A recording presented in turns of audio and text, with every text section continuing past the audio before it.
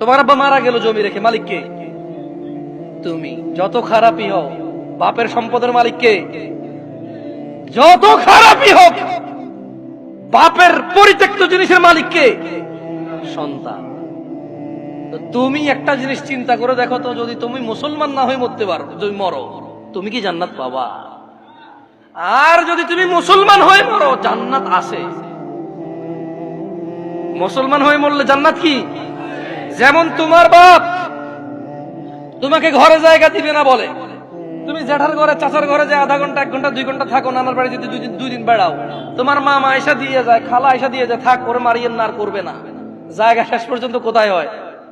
ঘরে হয়। ওকে, তোমার মা বলছে তুই আজকে ঘরে, তোর খবর আছে। তোমার বয়স তখন মাত্র 11 বছর বা 12 বছর। তুমি এখন এত শিয়ানা হও নাই, এত শক্তিশালী হও নাই যে মাকে ধমক দাও। মাত্র তোমার বয়স 11-12 বছর। কোন একটা অন্যায় করেছো, তোমার মা